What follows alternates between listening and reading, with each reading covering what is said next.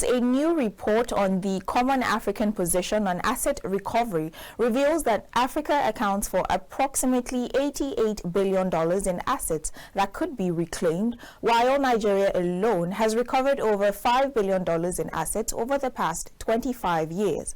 The report, presented by the Civil Society Legislative Advocacy Center, CISLAC, Nigeria's national chapter of Transparency International, also calls for the robust implementation of the Proceeds of Crime, which is Recovery and Management Act 2022, as well as the enactment of a legal framework to protect whistleblowers. Addressing journalists, CISLAC Executive Director Awal Ibrahim Musa highlighted the importance of these reforms in ensuring that Nigeria's asset recovery efforts truly serve the public interest.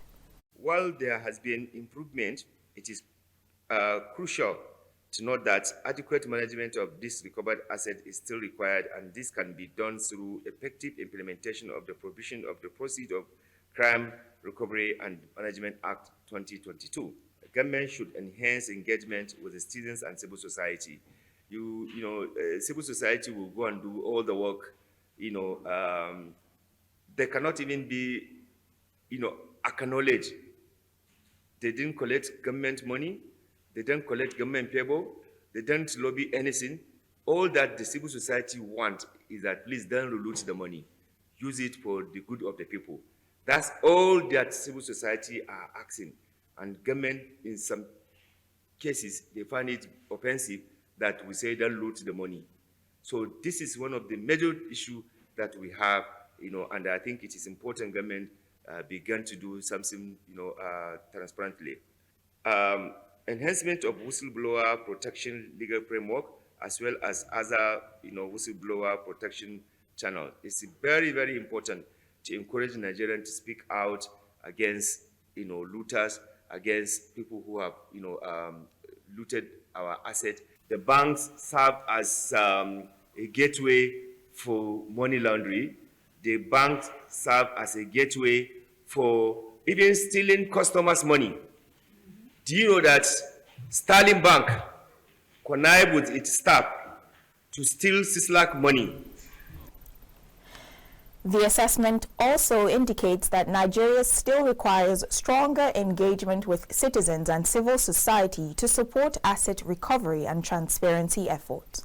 There's need to make sure that there's a proper coordination among the government agencies, because there are a number of government agencies that are recovering assets in Nigeria, and there's no uniformity. So we didn't know what police is recovering, we didn't know what custom is recovering, we didn't know what the EFCC, ICPC, and even legal this drugs enforcement, NLDA, they are all recovering, and there's no central data where you can actually see where all these assets are, and there's no any evidence on utilization. So it is very important, as we are fighting the global powers to return our assets. It is very important our government becomes more open, more transparent, more accountable, with the assets that have been recovered domestically and locally.